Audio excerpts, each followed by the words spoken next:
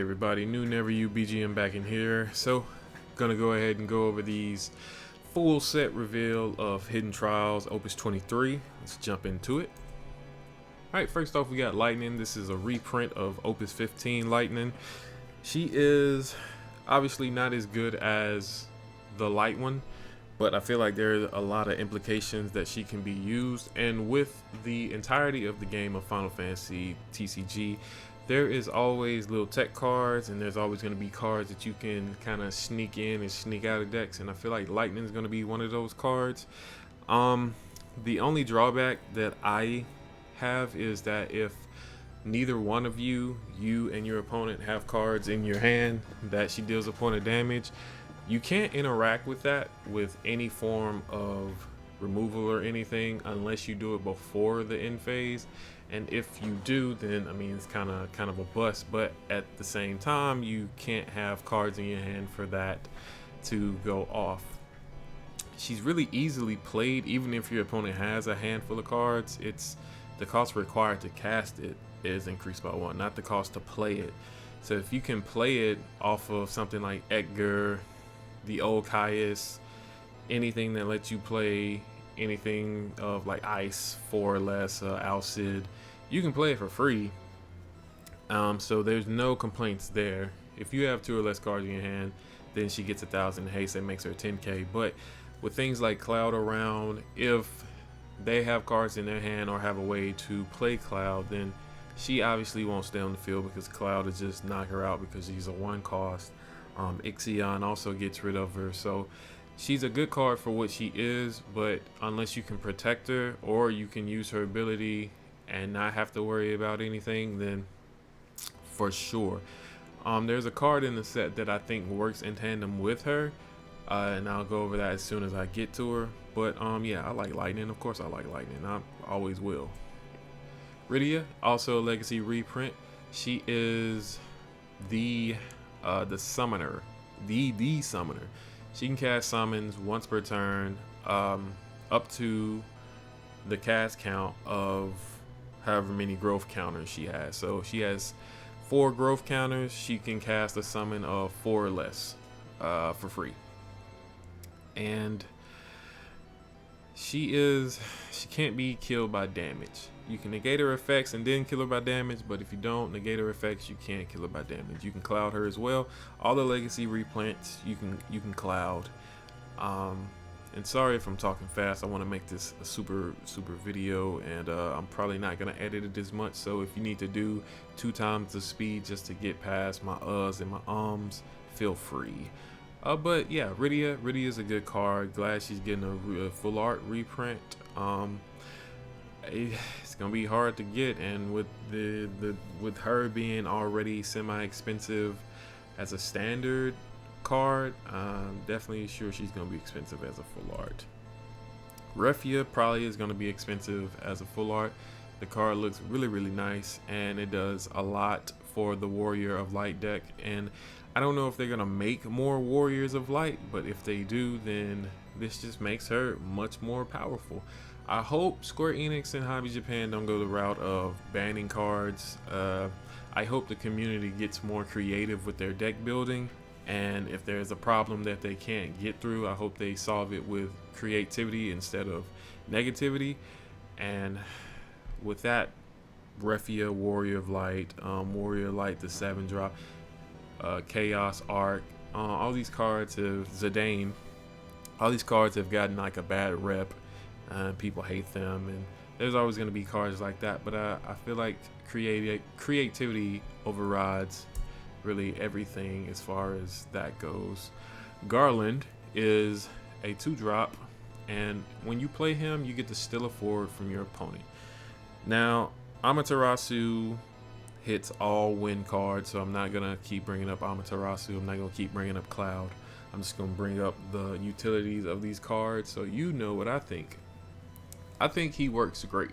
I think if you have Lady Lilith on the field, it's really good. I think it's really good that cards that are active that could be doled, like Warrior of Light, let's say you got a board full of stuff that if you can just get past Warrior of Light, then you could win the game.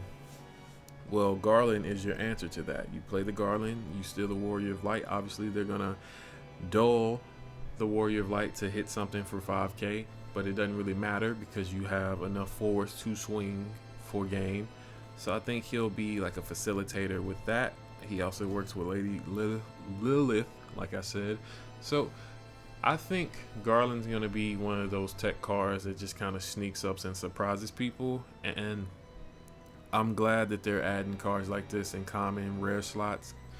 And I think that Garland's going to be that guy. Caius, we'll just go to the full art. Caius is my dude. This is the sexiest card in Final Fantasy right now. My favorite part about this card, and I looked at the frequently asked questions on the Square-Enix site. They said that even if you Amaterasu the search for a Bahamut, your next cast of Bahamut is still reduced by 5. So let's say you had a Bahamut, they hit you with Amaterasu, cancel that, you still get the reduced by 5 part, which is insane. I was looking at his second effect that when he's put into the break zone, you can discard 3 cards. And if you put him in the Black Waltz deck and he gets blown up or whatever, you block, you attack, they destroy him. They break him. You can discard 3 cards. Let's say they're all 3 different Black Waltz cards or they're all the same. You can hit something for 12k.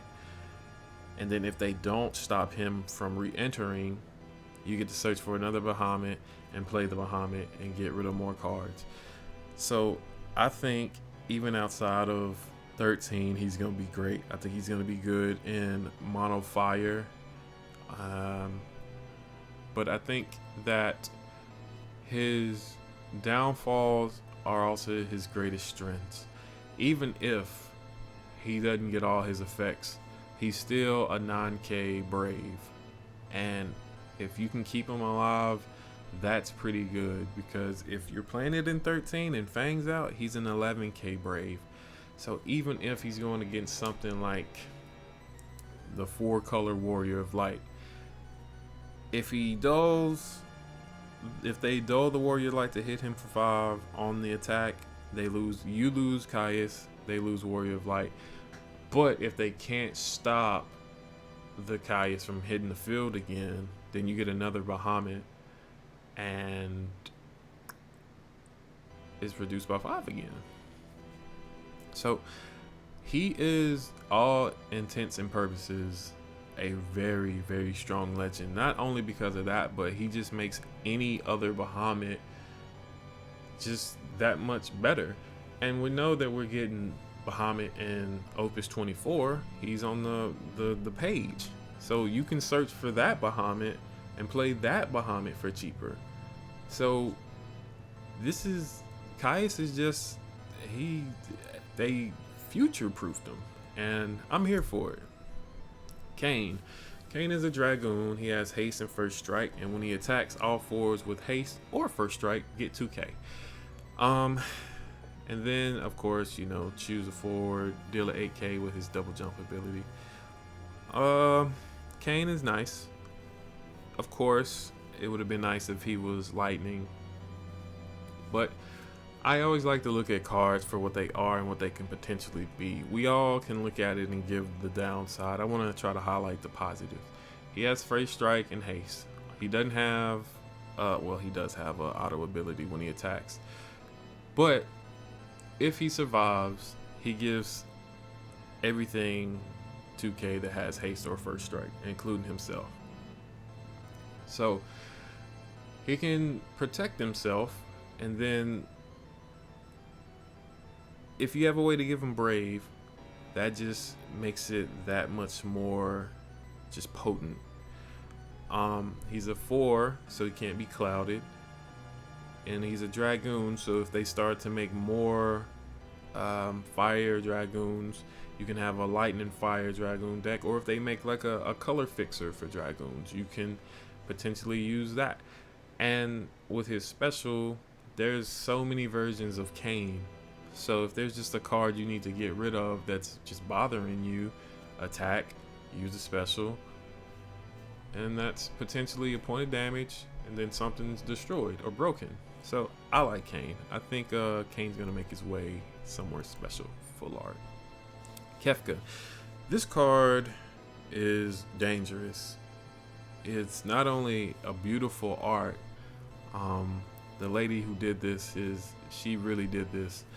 But when he attacks, you choose 1/4 your opponent controls, deal it 4k, and then at damage 5 he gets 2k haste, and then it doubles the damage he does to forwards or your opponent.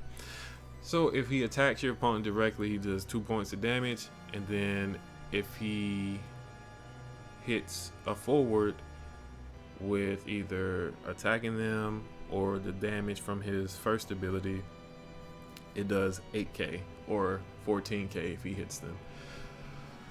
So if he attacks, he deals 8k to something at damage 5, and if they block with something that doesn't have first strike that's stronger than him, he deals 14k to them.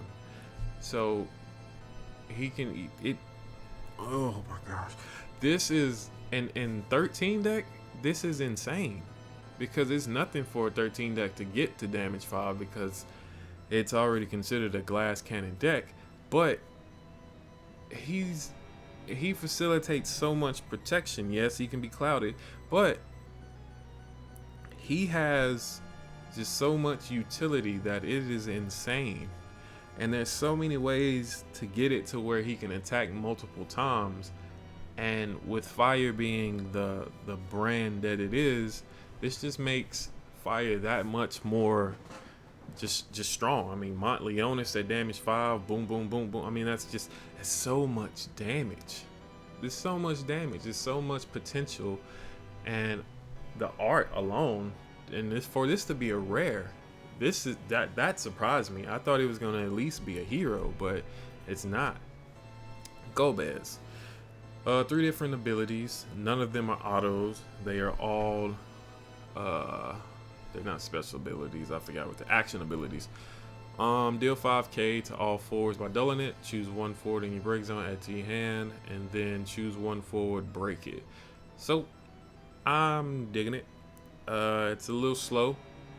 There are ways to give him haste. There are ways to speed this up. If he was a backup, I think it would have been a lot better, just because he doesn't have Brave. Now if he had Brave, I think that would have made this card a lot stronger.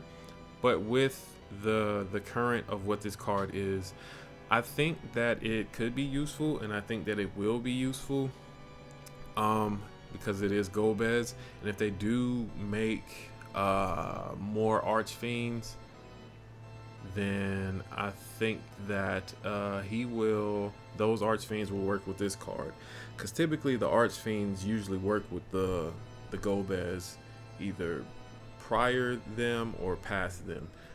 So if they make more Archfiends, I think this will be the Gobez that one would work with. Outside of that, if you can keep him on the field, at least he's dealing 5k to something, or to a lot of things. And then if you can figure out a way to double that, then it's 10k. It is a Kusif every turn, technically, forward wise. And if you really want to pay 3 and duel him, you can break a forward. So there's utility. It's just it's not as fast as most cards, but I don't think everything needs to be the same speed. So there's going to be a lot of monsters that have the same type of effect as Soul Cage. So I'm gonna read Soul Cage, and then in the future I'm gonna be like, this is this element of Soul Cage. Excuse me. If you control 2 or more monsters, Soul Cage becomes a forward with 9k. When Soul Cage is put from the field into the break zone, you may remove Soul Cage from the game. When you do so, choose 1 monster in your break zone, add it to your hand. So pretty much, if there's 2 or more monsters, he becomes a forward, but he's also still a monster. When he is put from the field to the break zone, you can remove him from the game and then choose a monster in your break zone. So there's cards like this that deal with the break zone, so they can obviously be misdragoned. So we're just gonna put that out there so I don't have to repeat that. But he is a 2K, or I'm sorry, a 9K 2-drop potentially. So if, I don't know, you play him and then play some goblins, you can just swing with him after you play the goblins, and then have the goblins prepared to knock something else out of the way. And then once he's dealt with, and let's say a goblin is in the break zone, you can remove him, get the goblin back, and keep doing goblin things. So I think he is a good facilitator for goblin shenanigans or any other monsters that are going to be loopable in the future or in the past. So I think the card's going to be used a lot more than it probably should be.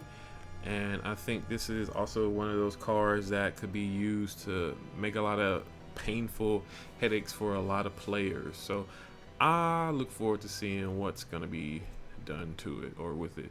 This is just a reprint. I'm not going to read these because they're just reprints from Opus 15. Pretty much they're just crystal generators. There's one for each element except for light and dark, so, and multicolor. So you play them, you get a crystal, you put them in the brick zone, they do something.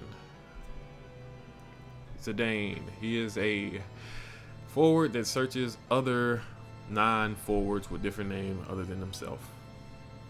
So as long as you can keep him alive when he hits the field, then he's gonna net you a lot of value. There aren't a lot of non-characters that you could play. There are knights that you can get, like Beatrix and Steiner. There's the Black Waltz cards. There's Lonnie. There's a few other forwards that you could use. Is Freya from Non? I think she's from Non. I think she's the Dragoon. Pretty sure she's from Non. Anyway, so there's definitely cards that you can get with him, and those two cards that you get pretty much pay for his cost. So it keeps your hand the same size theoretically, and it gives you utility for certain things. He's a searcher, and searchers are always good for deck thinning. He doesn't have a lot of attack. He doesn't have haste this go around. But I think depending on what they continue to do with Non and Zidane and Knights and all these other things that are in Non, that he'll make his way into something. If it's not when he's dropped, it'll be eventually. So Zorn and Thorn, the jesters from Non.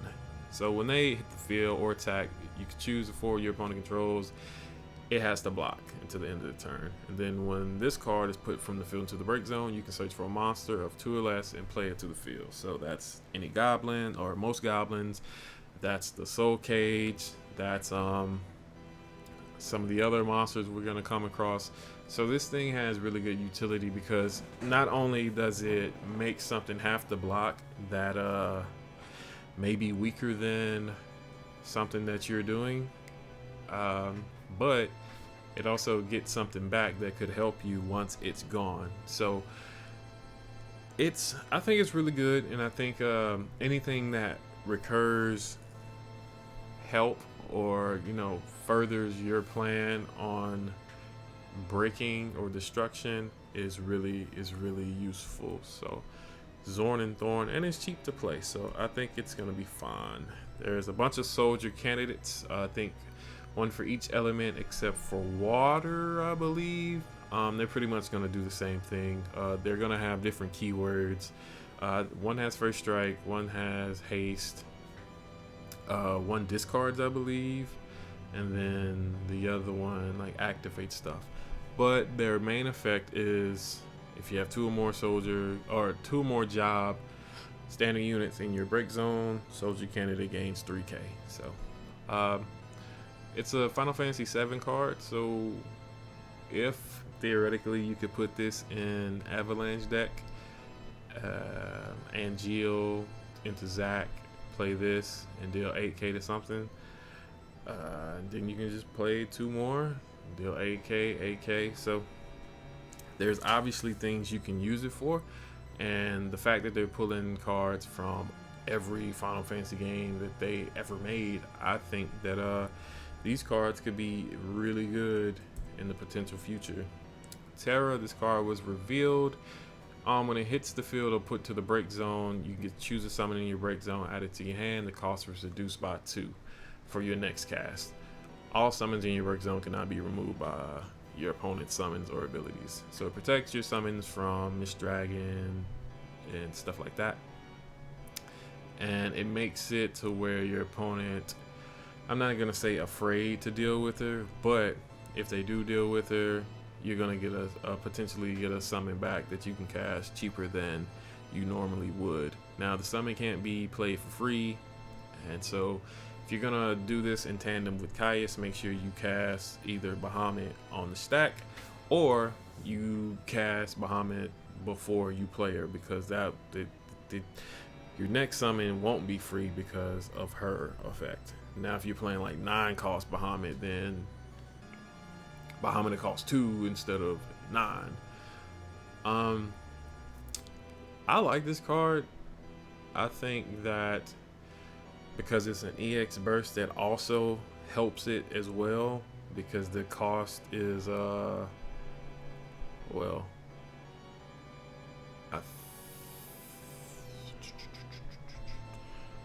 doing this turn, I believe the cost is reduced on EX. I may be wrong, but I know that adding it to your hand is less.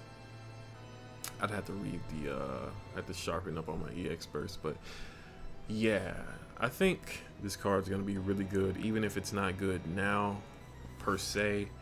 I think there's gonna come a time where there's gonna be more summon based decks, and if you mix this with a certain Yuna, I think it'll be pretty nasty. Tifa. When forward damage by her is put from the field to the break zone, gain a crystal. When she attacks, choose a forward, deal it 2k. Pay a crystal. Tifa gets 2k and haste. So standard, not the best Tifa. There's definitely ones that are better, but she is a crystal generator and she helps facilitates certain things with crystal decks. I don't see a place for her, but just because I don't doesn't mean that somebody else won't. So let's go to the next one. Moro. He is a backup that deals 9k to a forward once you reach damage 5 or 6. This card would have been really, if it was damage 3, it would have been better. But I understand why it's damage 5, because you could just get rid of the backup, play another one, another 9k. If you have a deck that doesn't mind getting the damage 5, and you can just loop Moro and just constantly pick him up, play him, pick him up, play him, pick him up, play him, then Moro's gonna be really good. Now it is a win effect, so it has an auto ability, so you have to take that into consideration. But outside of that, I think Moro's gonna be fine. Nalapa. This card's pretty good. When your opponent casts a summon, select up to 2 of the 2 following actions. Choose one forward, deal it 10k. Deal a point of damage to your opponent. So this makes it to where if your opponent casts a summon, they have to pay for it in one or 2 ways, if not both. And this helps against Chaos Arc decks, especially if this card's out. That means they would have to deal with it first, and you could get rid of Chaos in response to the summon being activated and deal them a point of damage. And then if they decide to cancel this with Amaterasu for whatever reason, you can on the stack activate the ability again, because the ability is not once per turn. And if you can bait them to use summons, then you use the ability. It is cheap as far as the cost, which makes it susceptible to not only Cloud but Amaterasu, Warrior of Light on the Dull. So keep that in mind. But the fact that it's what it is, and it helps protect you for some form of fashion, the card's insane. The art's kind of weird because I don't know if that's a woman or a man. I guess it doesn't really matter, but it's cool. I like the card, and can't wait to see how it's implemented into the game. Natsugo, it is a monster. There's gonna be a bunch of these, so I'll just refer to those as this as well. 13 category. Put it and another monster into a break zone. Choose a forward your opponent controls. Deal it 9k. Pretty straightforward. This works with the other Soul Cage monster, just because if you attack with the other one, you dull this one, put Soul Cage and this into the break zone, deal another one 9k, Soul Cage activates. You can get this back if you want. You can get another monster if you want, but it kind of, facilitates that. So pretty straightforward. That's what that is. Bahamut, I think this has a full art. Yeah. This is one that you can use with Caius. Choose one forward with 9k your opponent controls and one forward in the break zone. Well, it doesn't have to be your opponent controls. It could just be any forward. But you remove them from the game. So no breaking, no damage, just straight removal. And that's one of the best ways to get rid of a lot of stuff. Unless they say it can't be chosen by a summon, you can use this and you can play it for free. You can play this with Terra, it'll be 3. You can play this with Fang, it'll be 3. And yeah, this Bahamut's really good. It gets rid of a break zone card and it gets rid of a card on the field. So a real 2-for-1, if you shall. And that art's also nice. Can't really fight Bahamut in any game. He is the king of dragons after all. So I don't know how to say this. When it enters the field, take opponent damage, or you can take opponent damage and search for FFL character. So if you don't know, this would be FFL would be in this little box here. Hopefully this shows up on screen. Category, Pictologica, and FFL. So yeah, it's I don't think you would mix this with Warriors of Darkness, but the Warriors of Darkness, I'm pretty sure are all FFLs, Final Fantasy Legends. So if there ever comes a point where he's needed, a free search never hurts anybody, and there's a lot of decks that don't mind taking opponent damage. So I don't know what deck he would go in at the moment, but he is an option. This one has a full art. Palom, if you control Porum, this is free to play. And then the fours with 2 or more EXP counters on them gain 2k power. And then when he enters the field, choose 1 forward, place 2 counters on it, 2 EXP counters. So really, how you could do this is you could play the Porum from Opus 14, I believe. It might be 15. It's the water one. Play this for free.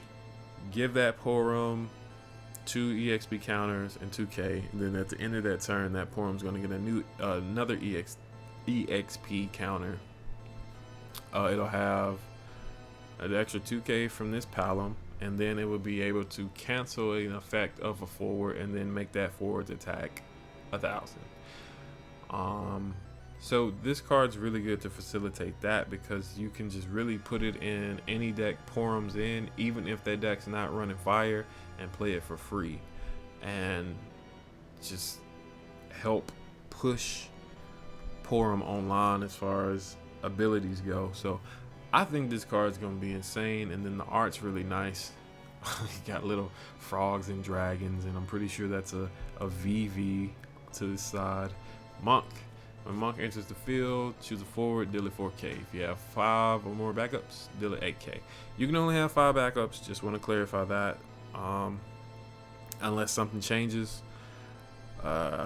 This is just them future-proofing stuff, so if they change something, they don't have to go back and, errata cards. But yeah, pretty straightforward. Red Mage is essentially Monk. Except when it enters the field, your opponent discards a card. If you have 5 backups, Then you can look at their hand, and then you select the card that they discard.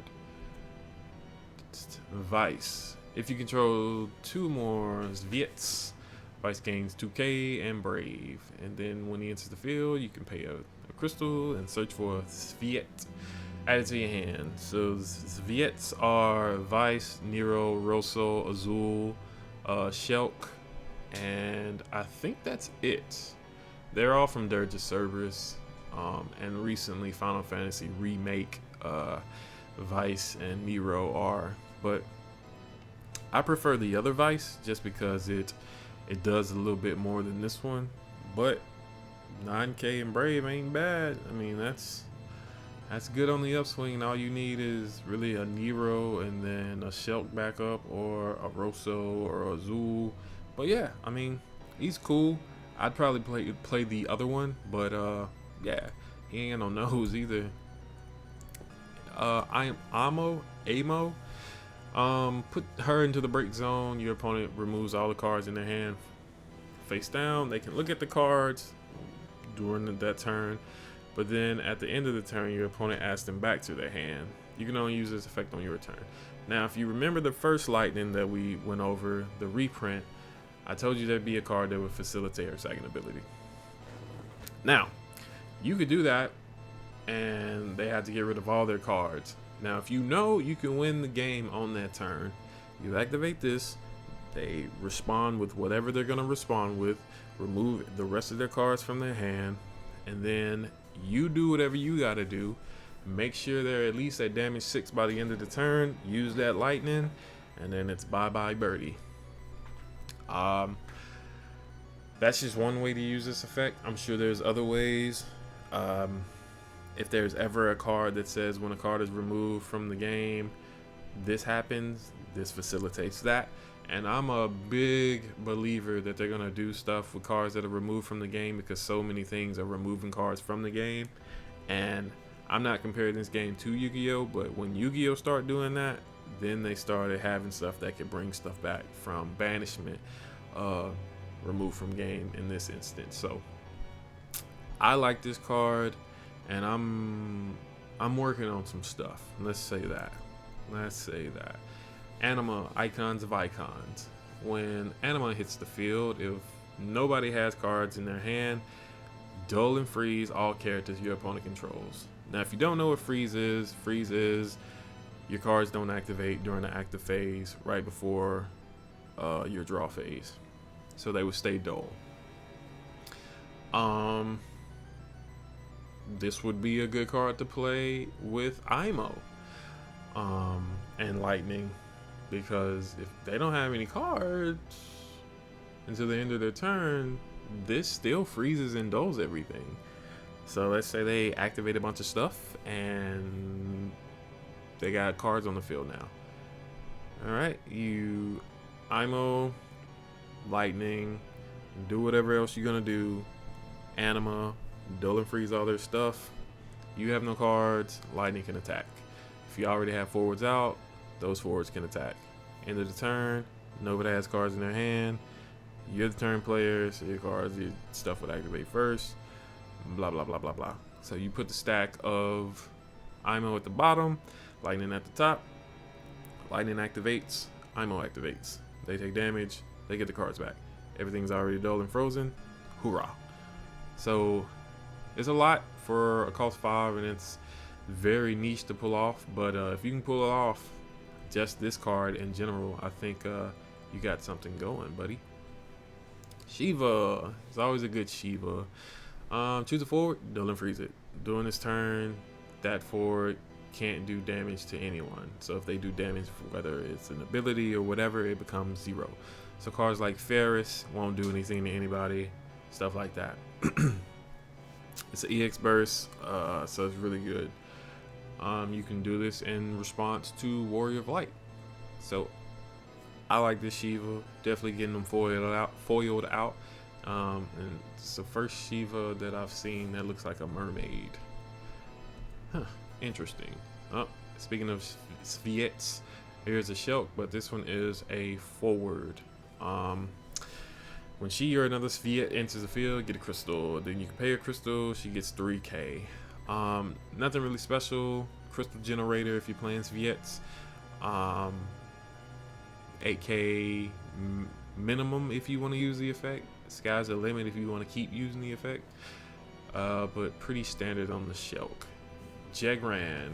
This is a knight. When it's put from the field to break zone, you can either choose a forward that's dull, brick it, or your opponent discards 2 cards. Now, with this being a knight, this card's gonna be very useful in knights, and that makes me so sad because knights is already so strong. But this just helps knights out tremendously, and kudos to them for getting this card. Making your opponent discard cards is always detrimental, and blowing up something is always detrimental. So Jegran, I feel like it's definitely gonna see play, even if it's not in Knights, even if it's just in Ice or Ice Lightning or Ice Earth. It's definitely gonna see play, in my opinion. Jill Nabat. The problem with Jill is she has so many versions of herself. Actually, this art is just reused art in a different form of art. But you put a Psycom in the break zone, choose one dull forward and break it, and that could be herself. But you pretty much just either pitch another version of herself or another ice card, dull this, and then put her in the break zone. This would be something you would use if you had like 5 backups and you wanted to make room for another one. And it's also good in the 13 deck because if you have more characters that can't really be broken in 13, for Fang to give you that boost, that's always nice. So I can see where this would be useful there, and I can see if it's like your 5th backup, you can use it to break something on the attack, or just make room for something else that you want to play. So I can see it. Cecil. When he enters the field, discard a card. When he enters the field, you can take a point of damage, and you can choose 2 characters, duel and freeze them. Then at damage 5, he deals 10k to all your opponent's forwards, and then deals you another point of damage. This seems like something you would play on damage 4. Take that point of damage, discard, but on the discard, if your last card is like Cecil, use the special. Well, no, you can't do that. But yeah, this definitely seems like a damage 4 card, damage 3, damage 4 card. Maybe damage 3, because if you use the special, then he deals you a point of damage. So this is the card you use when you know you're about to win the game, for sure. I can see where it's going to be used. Don't know how it's going to be used. And if they make a card that can regenerate health, like damage wise, if you can take a piece of damage back, then this card is going to be insane, because you can just hurt yourself and then heal yourself. And let me stop before somebody gets some ideas and they start making insane cards. Xenos is going to be insane because when he hits the field, you choose 2 forwards in your opponent's break zone, remove them from the game. When a card from your opponent's break zone leaves the break zone, your opponent discards a card. That means if they use Kusif to get a card back, they discard. If you misdragon them, discard. If you destroy one of their limit break cards, discard, because the card goes to the break zone, then it bounces back to the limit break deck. So discard. So anything that causes them to move something from the break zone, whether add it to the hand, add it to the deck, add it to remove from game, discard. Now it will only work once per turn, but that's still a discard, and a discard is considered 2 CP. So, and he's a 4 cost, so that protects him from Cloud, and as long as you can protect him from Amaterasu, then he's gonna be a force to deal with, because Xenos is just, he got the drip, he gonna be that guy. So I definitely see him doing something. Sarah, when she enters the field, choose one effect or action, and if there is a commander job on the field, which is she's a Ravager, the job would be right here. Choose two instead. Choose one character, doesn't freeze it. Your opponent discards one card. There are definitely better Sarahs, but if you're building a specific type of deck, this is also a nice Sarah. She kind of looks like a strawberry ice cream cone in this picture. It's a 13 card, so I gotta foil it out. I gotta do it for myself. All right, we got another soldier candidate. It's gonna be pretty much clean cut like the other one, except this one dull and freeze as a forward on entry, and it also gets that buff. Drautos. This is a Kingsglaive card, and you can only cast him if your opponent has 2 or less cards in their hand. Has Brave, and then if he is dealt damage by your opponent's summons or abilities, damage becomes 0. Now this goes to the same effect that I talked about with Lightning. You do not have to cast it. You can play it with effects, abilities. So if you want to get around having to do that, just use an ability to play it. You don't have to cast it. And it is a Kingsglaive card, so Kingsglaives thrive off blowing themselves up to do other things for other people. And then there's a King Regis that makes them all cost 1 less. So he would cost 1 if Regis is out, which is insane. And if your opponent has 2 cards in their hand, 2 or less, he becomes a 1-drop. So I remember seeing the movie. It's been a while. I didn't know they were going to drop him in this, but I thought he would have been Lightning because all the other Kingsglaives are Lightning. But no complaints. Welcome to the family, Drautos. Probably going to put you in my Kingsglaive deck. Alright, another Crystal Generator. He does a 3 cost or less by putting himself into the break zone.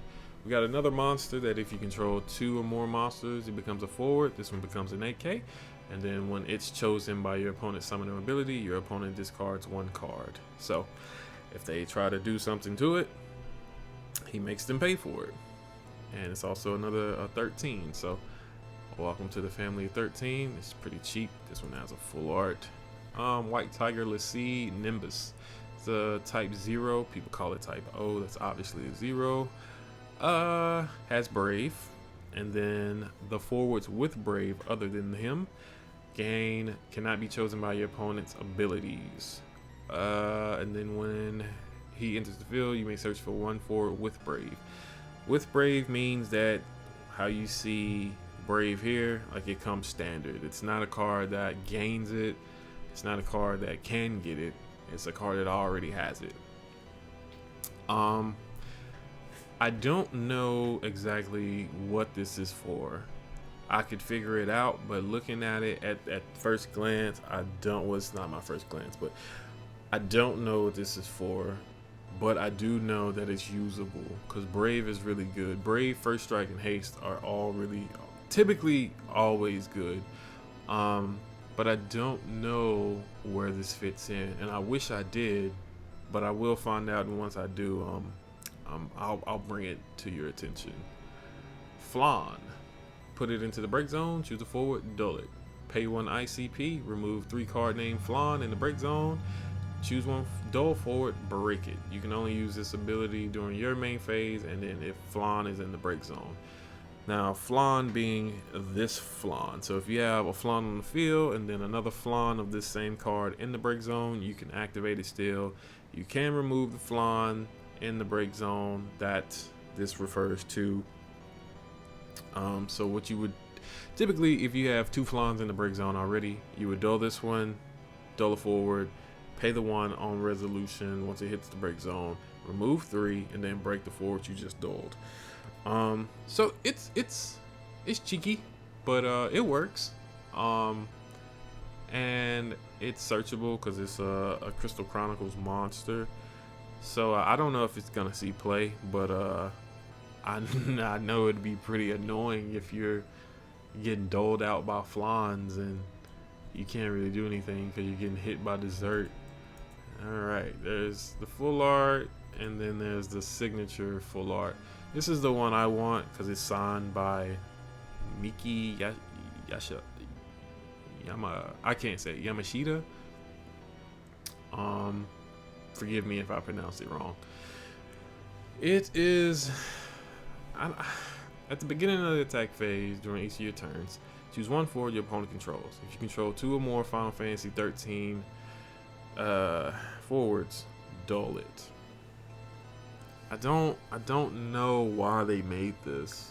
I really don't, because lightning, there's the lightning before, and there's this lightning, and then there's the light lightning that does so much, and there has to be something else coming out that's gonna support this. It just has to be, because spoiler alert, there's no Saz in this set, there's no Amador, there's no Lumina, there's no Snow, there's no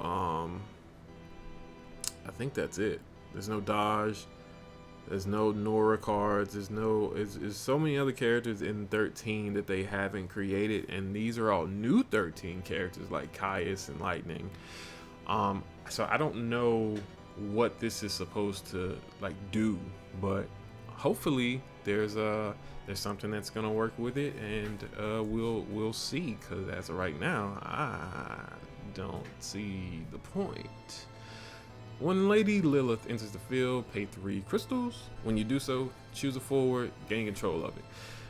I would prefer the lightning one over this one, because the other one banishes the forward that you steal and you gain a crystal.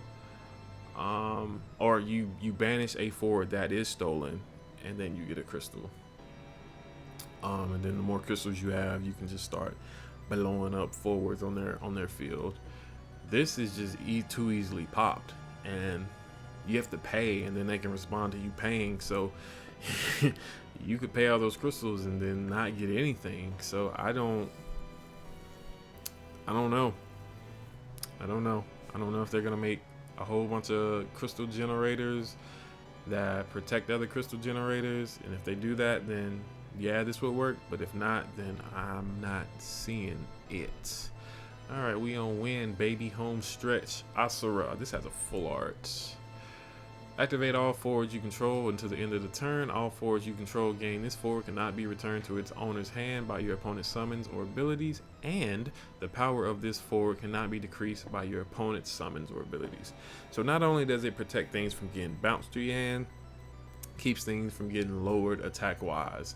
There's a card that we're gonna go over shortly that does the attack reduction, so that will help that. Not only is the art cool, but if there's ever like cards that bounce stuff like Leviathan 9-drop that just become more prevalent, then this card is definitely going to see some play. But as of right now, the other Asura that activates backups, gets a card back from break, and a few other things, one more other thing I can't remember, that card's probably going to see precedence over this card. But the art is nice, the art is cool. Happy, sad, melancholy, full art. This card is just so cool to me, so pretty. Not only does it have haste, on the attack you can activate all wind characters outside of her, and then she won't activate during the next active phase, which is fine, because if you're, let's say you have Yuffie, Yuffie's gonna activate all forwards anyway, but this activates all wind characters. So you attack with her, activate the ability, activate all wind characters, and then you do whatever else you want to do with your backups in main phase 2. And if you wanted to activate her, you can activate her with Yuffie on the attack. If not, she's just there. And then there's also backups that activate forwards and monsters that activate forwards, so it's not like she can't get activated again to do that. But I think she's gonna be really useful in a couple decks, especially mono win, because the more you have backups active to play more cards, the more you have a storm counter.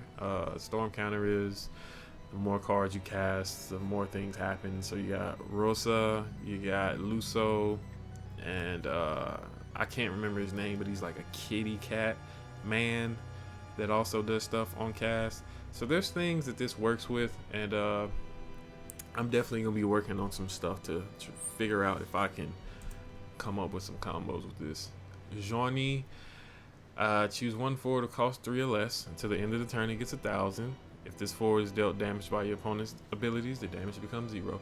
So this would be good on something like the card we just showed, because it's 3 or less. It gets 1,000, and then if it is dealt damage, it becomes 0. So this protects a lot of cards that are 3 or less from Amaterasu, and outside of that, I'm not really sure.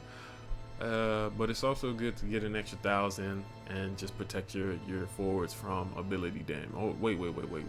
Ability damage. This is not protect against Amaterasu. That's my bad. It doesn't say summons. So yeah, I mean, it protects against Warrior Light and Kefka. So yeah, either way, if you don't use the effect, it's still a win backup, and win's never not gonna need backups. Vaughn, when he enters the field or attacks, get a crystal. Pay 2 crystals, deal 4k to all your opponent's forwards. Then you can use his special ability, pay a copy of himself, double the damage that he does to forwards. I don't think you can quadruple it. You probably can't, and you probably wouldn't want to anyway. But yeah, he's nice. I mean, he's a crystal generator, and if you use the Ebolus to make all your opponent's forwards for 3k, it's either 3k or 4k. Use this, you wipe the board. So I could see some synergy here for sure. I can definitely see it.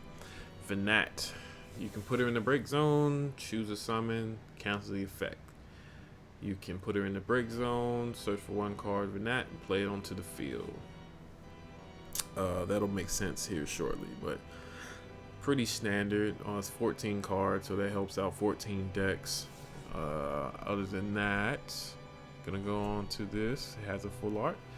This is another monster that becomes a forward if you have 2 or more monsters, and then he or she protects all other monsters from summons or abilities. It is pretty nice because really you just need another monster and itself, and it becomes a forward, and then it protects all other monsters from summons and abilities. Now, I mean, if you have a bunch of monsters on the field that become forwards because there are other monsters on the field, then this protects them from summons and abilities, kind of like a Charlotte type of deal. So it's pretty nice, especially the fact that if the monster can attack, then it excuse me, then it just protects them from EX bursts. So I think that's pretty dope. Samavira, put this and another monster into the break zone. Either break a forward of cost 5 or more, or choose a monster, break it. Pretty standard, 13 card. Not really much to say about that. It just is what it is. Another candidate, soldier candidate. When it says that this specific one cannot be chosen by your opponent's abilities, gains 3k if you have 2 or more in the break. Tyrone, he is an apprentice. When he enters the field, choose 1 card in your break zone. If there are exactly 3 different elements among the backups you control, add it to your hand. You can put him in the break zone, choose a forward. During this turn, the next damage becomes 0. This would be good if you like running a multicolored backup deck, or you had, well, not Shanto, that won't help you here. You had 3 colored backups, I guess in a warrior light deck on the play, and then you can just put them in the break zone to reduce damage to 0, and that's battle damage, ability damage, any of that. and to break him to make way for the Earth one that can search forward. So I could see where they're going with this. And then there's Dr. Mog that searches a job Moogle or a card name Moogle. So job Moogle, card name Moogle. Add it to your hand, and then you can choose a Moogle or card name Moogle job and activate it outside of itself. So there is a wind one that people play, Mog 11, I believe, that you can dull it and pay a copy of itself to search for a card. I think it's search for a card. I know it's search for something. I think it's a card. You could just use that to use that ability twice, pretty much. Oh, it's a forward though. Thought it was a backup. I don't know why I thought this card was a backup. This Macy play, but would it be in a forward? I don't know. That's interesting. I don't know how I overlooked that. Ninja, when it enters the field, choose one forward. It gains this forward cannot be blocked by a forward of cost 3 or more. If you have 5 backups, then all your forwards gain that ability. So this card's gonna be insane because you can play up to 3 of them, and you can just make your whole board on 5 be unblockable. That is nuts. And especially the support ninjas getting this set, it's gonna be insane. Full art. Alright, no. Haste, first strike. Warp 3. So you pay 1 win CP to warp him for 3 turns. But at the beginning of the attack phase during your turn, remove 1 warp counter from him for each category 13 you control. This effect will only trigger if he's removed and has counters on him. So category would be, like I said earlier, over here. There's no box because it's a full art, but pretty much monsters, forwards, and backups. See, if you have 3 out on the field when you warp him on your attack phase, he comes in for free. He has haste, so he can attack. It's pretty straightforward. Most nulls have haste. This one is really good because it's a 9k, and first strike with 9k is insane, and it has haste. So theoretically, if you're bold, you can play this first turn and get a bunch of points of damage in, but you'd have to have a pretty insane hand, and you have to not be afraid of any resistance. But he is definitely a good card. He's definitely a good option. And if you're playing the light lightning, then that's another haster you have and another first striker, and that makes him an 11k first strike if Fang's out with 313. We got another 13 guy. Looks like a girl, but it's a guy. Hope. When Hope enters the field, you can pay X. When you do so, search for 1 13 character of X and play it on the field. Monster, backup, forward. Dull Hope. Remove him from the game at the beginning of your next turn. Play Hope, and you can do the ability over again. So this is kind of like a color fixer to say. If he was a backup, it would have been insane. But he is a forward, and he is right below the threshold for Amaterasu. But excuse me, you don't have to use the remove Hope from game, but if you do, just know that if you get Amaterasu'd at the beginning of your next standby phase or next main phase, he stays banished or removed from game. And he's pretty costly to be paying. I mean, if you're playing Fang, he's a 1-drop, so even if you do keep him removed from the game, it's not gonna be nothing to play another one for 1. So there's options. There's definitely options. Mana. When Mana enters the field, search for 1 job ninja or card name ninja. Add it to your hand. Dull a total of 2 ninjas, or 2 active ninjas, or card name ninja. choose one job ninja or card name ninja. It gains this character cannot be chosen by your opponent's summons or abilities. So if the card name is ninja or the job is ninja, that all applies here. So this applies to that backup we just went through. Yuffie, Mana, cards named Edge, Yagiri, whatever. This works with that, and it's in the X burst. So you get to search on the damage. So I think it's pretty good. I don't know how to say this person's name, but you put it into the break zone, activate all backups you control, draw one card. You can only use this ability if neither players control forwards. So this would be a good card to use once you Shantoto somebody, just because nobody's gonna have forwards on the field, and then you can get to activate all your backups again, or not again, but you activate them and you draw a card, and it only costs 2.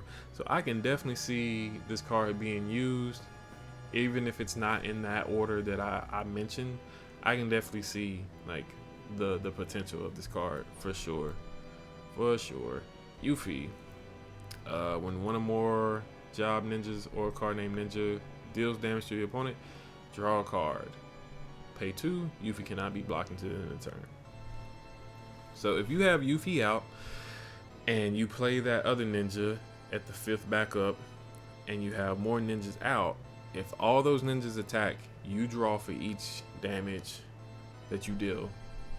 So I think the other Yuffie is better as far as what it does, but if you need card advantage, card draws, this Yuffie's always gonna be there. Oh well, as soon as it comes out. Well, I guess it came out already, but yeah.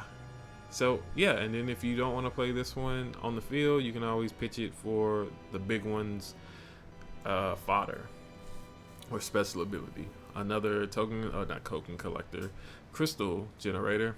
This one you put into the break zone, give something first strike.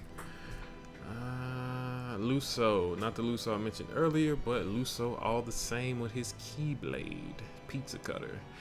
When he enters the field, choose a character of cost 2 or less, play it from the break zone, and then put him into the break zone, choose one monster, break it.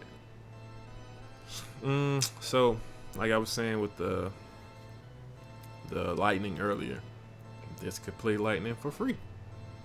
Can play a couple things for free. So essentially, he would be costing 3 if you're looking at it from a numbers standpoint on the recursion. General Leo, he also has no nose.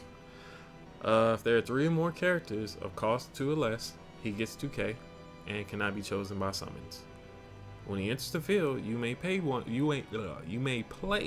character of cost 2 or less from the hand to the field. So this is also another card that can play lightning for free, or any 2 or less. But it says character, so you can play a forward, a backup, or a monster. I think he's really good because he can't be chosen by your opponent's summons. But unfortunately, Amaterasu doesn't target people, it targets abilities, which gets around this. So other than that, I think he's pretty good. I think he's pretty useful. This one I like as well. This Dark Knight does exactly what that ninja does, except it gives a forward brave and 1,000. Then if it's the 5th backup or more until the end of the turn, all your forwards get brave and 1,000 power for each point of damage you have received. So if you have 4 points of damage, they get 4k and brave. That's gonna be insane to play on the fifth go around. Both of them, not only the ninja, but this too. Like this makes the lightning one. Did we go over lightning yet? No. This makes the red mage and the monk not as potent as this one and the ninja. So, in my opinion, but I think it's dope. Ignis. EX Burst. When it enters the field, choose one 15 character in your break zone, add it to your hand. Ignis is always in a weird spot where he has a couple cards that are good, and you're always kind of floating between which one. I think this one's good because it's an EX Burst, so even if you want to play the other Ignis, potentially this could get hit on the EX Burst and recur another 15 characters. So I think this could make its way into the Final Fantasy 15 deck. Full art. So this is Vincent, and his warp kind of works like Noel's, except when a 7 forward enters your field, you can remove a counter from Vincent. This will only happen if he's banished for warp, and then when he hits the field, choose a forward and up to 1 backup. Break the former, so break the forward, and then if he was played on warp, break the backup. This is good. The only thing that sucks is that's a lot. You don't have to pay the full 7. You pay 1 earth, but you have to make sure that you have enough forwards to kind of reduce that warp cost, or else he's just over there for 6 turns. And I'm not saying games don't last 6 turns, 6 full of your turns, but that's still a long time to wait for something to pop 2 cards. But there will be instances where it'll be worth it. So I think Vincent's a much better character than his cards give him credit for, and hopefully he'll start getting better cards. But until then, I mean, this is probably one of the better Vincents that we've had printed. Warrior of Light. When Warrior of Light enters the field, you may search for 2 standard units and put them into the break zone. At the beginning of the attack phase during each of your turns, you may pay whatever cost. When you do so, choose 1 standard unit job of that cost that you paid in the break zone, play it onto the field. And then at damage 3, Warrior Light gets 1,000. So those ninjas, those monks, that Dark Knight, they're all standard units. So you can search it to make sure it's always viable. And yeah, he's just there to make sure things are always ready to be played when they need to be played. So that's why he is a hero. Alright, Emmett Selk. When he enters the field, you may search for 1 Earth character of 6 or more, add it to your hand. When an Earth character of 6 or more enters the field, choose 1 forward your opponent controls, deal it AK. This will only trigger once per turn. So I don't know if this next card is, nope, it's not. So I'll talk about Emmett Selk when I get to the actual card it was made for. If you control 2 or more 15 characters, he gets Brave, Gladios gets Brave, and 1,000 power. Then you can pitch a copy of himself, 1 Earth CP, choose 1 forward, deal a damage equal to Gladios' power.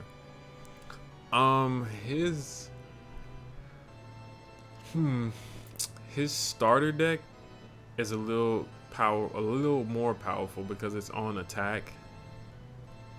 It's an auto ability though, so it's interactable. This it's a little more accessible than the other one, but you still have to have a copy of Gladios in your hand, and then you have to have the CP available. I would prefer the starter one over this one, but I can definitely see how this one could be used for the other one, or for the deck 15 deck. I'm loading. Golem.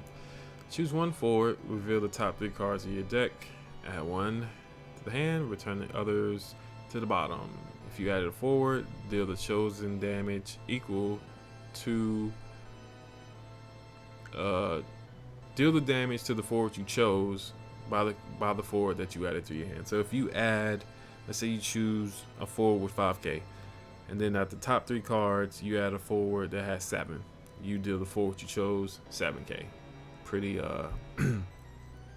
pretty simple. Gog Magog. Same as the other ones. If you have 2 or more, it becomes a 9k, and then when it's put from the field to the break zone, you remove a monster you control and then play him back out. So it's pretty much a zombie. You get rid of something, bring it back, you just keep it out pretty much. Yeah, it's 9k, so I mean, it's nice. It's a blocker, it's an attacker, it's a 13. Jesse is a backup that can be dulled, and you can choose a 7 forward. It gains 1,000 to the end of the turn, or you can choose Cloud and it gains 2k to the end of the turn. I always had a problem with the forward Jesse and the backup Jesse. Now there's another backup Jesse that I'm gonna have to contend with, because the forward Jesse, when Avalanche teams attack, she can either search a cloud or play a cloud. This one gives power to the other 7 characters. Not only that, it also counts as an Avalanche operative, so it makes Biggs and Wedge cost 1. So I'm gonna have to do a lot of work to see which Jesse is the best Jesse. And the fact that I gotta get 3 of these full arts is gonna be, it probably won't be a headache, but the art's so nice. Why they do that to me? Shantoto. When she enters the field, choose 2 summons from your or your opponent's break zone. Remove them from the game. During this game, you can cast them as though you own them at any time you can normally cast them. So you can choose 2 from yours, 2 from theirs, 1 from yours, 1 from theirs. Either way, you got to get 2. You have to get 2. And then you can just keep them in banishment until you use them, and then once you use them, they go back to the break zone. Now the thing is, there's this is gonna make so many things. Like if you're using that Rydia and you do this, and if you have 6 growth counters, you can just play those those summons for free. So this card facilitates so much with that Rydia, and so much by itself, because you can not only just remove utility from your opponent, you can give that same utility to yourself. So depending on what you're playing, and then depending on what they're playing, you could do so much. It's not fair. All right, another candidate. This one, when it enters the field, it pretty much uses this ability to attack another forward, but they deal damage. So you play it. If it has 5, it deals 5 to whatever you choose to deal 5 to, and then that forward deals whatever it has to this one. It's a good kamikaze card, especially if you have 2 in your break. So this will be 8. So you're dealing 8 to something, and then something's dealing whatever to her. Narasimaha. What kind of names? When it enters the field, choose 1 forward you control and 1 forward your opponent controls. The former, yours, deals damage to theirs, equals to its power. This one's pretty dope, and it's also a good card to just have on board for your other monsters that gain forward status if there's multiples out. So you can just play 3 of these theoretically and just have your forwards attacking theoretically other forwards without losing anything. So yeah, I think this card's good. The only thing that kind of sucks is that if you were playing a 13 deck, it's not really many Earth 13 cards that you would use. So you'd have to make like something like Earth Fire, which is still not great, but it's there. This is the card that works with Emmett Silk or whatever. If you control Emmett Silk, she is reduced by 3. To cast her is reduced by 3. Her cost is still going to be 6, if that makes sense. Gets Brave, then you can duel her. You put her and Emmett Silk into the break. Shuffle your deck, then reveal the top 4 cards of your deck. Play any number of characters among them onto the field and put the rest into the break zone. Oh man. So if you hit 4 forwards, 4 backups, 4 monsters, or a combination of those, they just all hit the field. Doesn't matter the cost. Doesn't matter. It doesn't matter. So if you hit Warrior Light, it hits the field because it says play. Doesn't say cast, it says play. And then they're on auto abilities trigger. So let's say you hit the Wind Cecil. He would trigger playing something from your hand. Let's say the second card was a Caius. Caius would search for a Bahamut.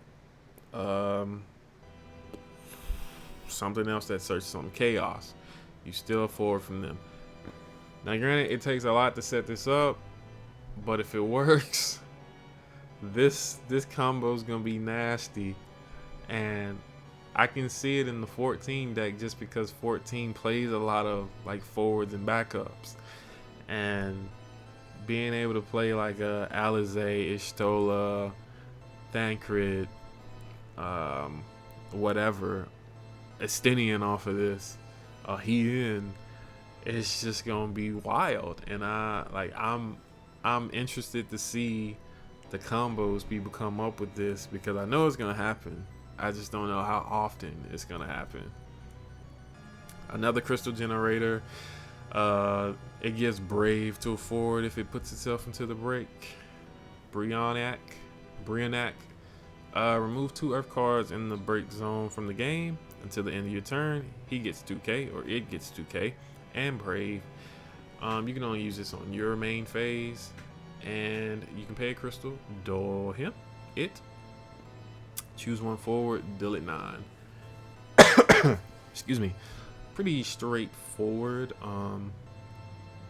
Nothing like overly dramatic, but it is very strong. And Brave is Brave is a heck of a card, or a heck of an ability. I had to make sure it said to the end of the turn. Prompto enters the field. Select 1 of the actions. Break a monster. Get a monster from your break zone back. The Wind one's definitely better. The Wind forward, but I'm curious to see if they're gonna do like another type of 15 setup. Typically, when they give you every character or a majority of the characters from a game, they're going for a new type of game setup. So it's gonna be interesting to see what goes on.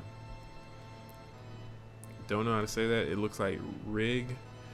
But when he enters the field, select the monster you control, put it into the break zone. If you do, draw 2 cards. This is really going to be helpful with those cards that want to go to the break zone, like Soul Cage.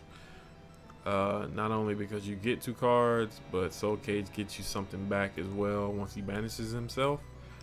So I think this will be good for decks like that. Lael, when he enters the field or attacks, get a crystal, pay 3 crystals, choose 1 forward a monster, break it. You can only do this while he's attacking. So this is good for crystal decks. The only thing is he's kind of weak as far as power, but he'd be a good diversion. And if you can generate enough crystals to where losing 3 isn't a big deal, then I think he'll be pretty solid. But you just got to figure out a way to get around that. Regis, big 7 drop. When he enters the field, choose a 15 forward of cost 5 or less. In the break zone, play it. And then he does the same thing again if it's damage 5. So he would do that twice if it's damage 5.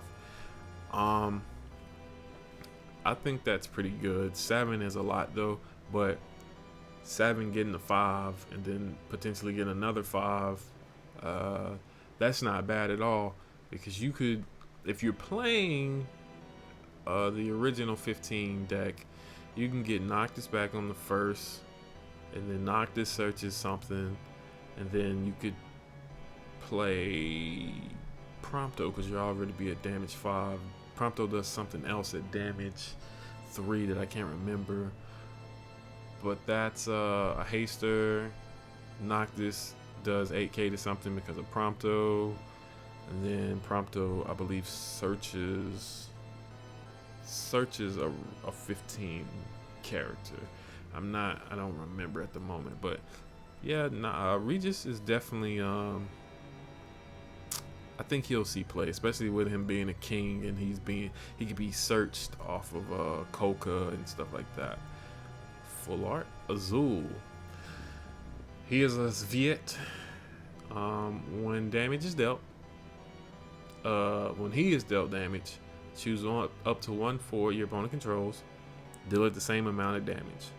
Pay a crystal, choose 1 forward until the end of the turn. It gains this forward must attack once per turn if possible, and Azul gains 2k. So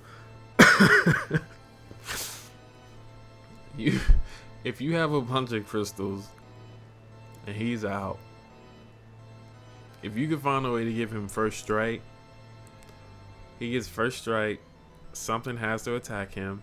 You can pay another crystal, make another forward attack him. Pay another crystal, make another forward attack him. And every time he gets attacked,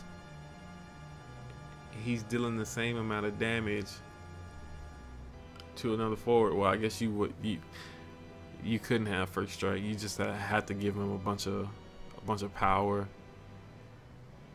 But if he's like super big and you make something attack him, you can break whatever is attacking him and then break something else, because he's gonna deal out whatever he took to them. So yeah, this is gonna be cool. I think I got an idea for this. I don't know how I'm gonna do it, but I think I got something up my sleeves. That art is nice though, and it looks like there's eyes behind him. Is that Hojo? It looks like Hojo. Is Hojo getting another card? Alize. When Alize enters the field, choose a character without that symbol, which means you can play multiples of that card name. In your break zone, you may search for one character with the same name.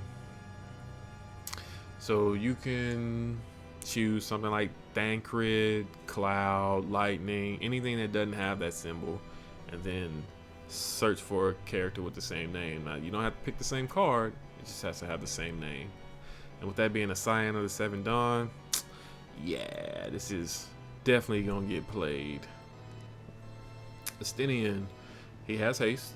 When he attacks, choose a Scion in the break zone, a forward, add it to your hand, and then at damage 3, he gets 1,000. This one does a little bit more than the legend, but the legend is pretty much doing 2 points of damage on entry and opponent damage when he attacks, because he's just, I think, 18k on the first swing, 28k on the second swing. This one at damage 3 is 9k, but he gets back a card. So theoretically, you could play both Estinian and then get it back on the attack of this one if the other one gets sent to the break zone. So, or just any other Scion. So yeah, he's pretty good. He's pretty dope. Odin, before paying the cost to cast him, you can remove 6 lightning cards in your break zone and reduce him by 3. Choose a forward, break it. There's also an EX burst, so EX burst goes to damage, it would just break a forward. This gives more lightning summons, and then also gives more EX burst to lightning decks. So I think now lightning has 3 Odins, the 7 one, the 9, and the 5 that all have EX burst. The 7 and the 9 just break a forward outright regardless, and then the 5 breaks a 5 or less. So if there's ever a 6 or 8 EX, then Odin's just gonna be the OG because he just breaks it and it doesn't matter. So this is definitely in there. If you got the 6 to spare to make it 3, for sure I would. And if there's nothing else, if you're playing Fire Lightning, you can just make Terra, make it 1. So yeah. Puppet Master, when enters the field, choose 1 forward, dull it. If you control 5 backups, dull all forwards your opponent controls. This one's pretty good too. Dulling is always good, especially on your turn, especially if you have things that can attack. And if you can freeze them as well, then that makes this really good. So add this to the top with the Ninja and the Dark Knight for sure. King. Before paying the cost to cast him, you can remove 4 characters in your break zone, reduce this cost by 4. And then when he attacks, you can discard 2 cards. When you do so, choose a forward, break it. So with this, Cypher and Adia, you could really keep a board down. Because playing this for 1 is insane. And even if you want to pay it for 5 just to keep your your break zone full, you could. So yeah, this is definitely gonna be good. And not only mono lightning, but I think lightning 8 and type 0 cadets. Queen. Remove 3 cards in your break zone from the game. Choose 1 class 0 cadet. To the end of the turn, it gains 2k power. And if this forward is dealt damage by your opponent's abilities, the damage becomes 0. So stuff like this makes me believe that they're gonna make it to where you can get stuff back from removed from game, because it's just too many things that are removing stuff from the game. But she's nice. I don't know that much about Type 0, the deck. I know a lot about the game. But King and Queen getting full arts, that means there's probably a Jack full arts here somewhere. And Ace has enough full arts to where it doesn't even, you can have a King, you can literally have the 4 in full arts. And don't know if they work in tandem. They probably would, because Ace discards cards to dull stuff, and so that, yeah, okay, I see what's going on. Yeah, okay, cool. Yeah, they're all pretty decent. And then when Gratia enters the field, you may remove 1 of himself with the same name in the break zone. Choose 2 forwards your opponent controls, dull them, and deal them 4k. The 4k I don't think is really important, but the dull's really nice, especially depending on what it is. And with him having 9k, if you're going the Emmett Silk, that other card route, you can play him for free. And then if there's already a Gratia in break, you can just dull up to 2 forward. Well, it has to be you have to choose 2. So make sure when you play this, they have 2 forwards. But yeah, I like the other one better, but this one is still useful in certain situations. So depending on how I build a 14 deck, I might run 1 to 2 of him and 2 of the other one. I just have to sit down and figure it out. But yeah, I think this card's pretty decent for what it is. Cryo, this card's just great. All Scions get 1,000 just off the rip, and it's a backup, so you don't have to worry about anything happening to it for the most part. And then you can dull her, choose one Scion of the 7 Dawn. If damage is dealt to this forward, decrease it. Wait. Oh, if it deals damage, increase the damage by 1,000. I read that wrong. So, yeah, stuff like Ishtola, that's dealing 9k to everything that's not Scion. It'll deal 10 instead. So yeah, no complaints about Cryo. Glad she's here. Another Scion. That's going down. And any lightning based Scion deck for sure. Thancred. When he enters the field, choose 1/4 your opponent controls. If you control 4 or more Scions of 7 Dawn, break it. When he is put from the break zone, when he's put from the field to the break zone, choose 1/4 of 3 or less in your break zone. Play it. So that's Ishtola. There's Urianger. There's a few other ones. So this one's definitely better than the structure deck one. I don't think it's better than the lightning water one, but the lightning water one is just so hard to play. This one I think is gonna be I think this one's gonna be in the deck more so than those two, but yeah, especially because if he goes to the break, he gets you back something in return. So yeah, Scions are looking pretty good right now, for sure. There's Jack. When he enters the field, put the top 3 cards of your deck in the break zone. So yeah, this works with Fujin and Raijin from 8. And if there's any other cards that they create that if it goes straight from the deck to the break zone, do this. This will also help, which means that we're probably getting more Type 0 cards in the next set or the set after that are going to benefit from being either removed from the game or being put into the break zone, just based off Queen, King, and Jack. So I'm interested to see how that works. And this Matsuda art is, yeah, it's the chef's kiss, man. That's fantastic. Sarah. I want this card so bad. Please give me a playset. Full arts, baby. The forward your opponent controls lose 2k power. Period. If you control 3 or more 13 forwards, category 13 forwards, they lose 5k instead. Then you can pitch a copy of Sarah. Doesn't have to be this Sarah, just any Sarah card name of 13. During this turn, the power of forwards your opponent controls cannot be increased by summons or abilities. Yeah, this is stupid because there's so many cards that come in the field at 5 and they just lose 5. And she's at a point where she doesn't have any auto ability, so you don't have to worry about Amaterasu. She's a 4-drop, so you don't have to worry about Cloud.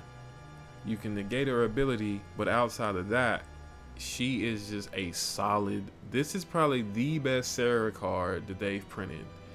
This card is amazing. I don't see how they're gonna make a better Sarah than this. I just don't see it. And Snow and Saz and whoever else they haven't made in this set better match the caliber of all the ones that they did print in this set, because if they don't, I'm just be highly disappointed. Another soldier candidate. This one has haste. That's it. Everything else is pretty much the same. Haste is always good in my opinion, especially if you're going for a haste deck. Another crystal generator like the other ones. Grain of crystal, put it in the break, deal 1,000 to something. Fencer, put Fencer and 1 monster into the break, choose 1/4 of 4 or less, break it.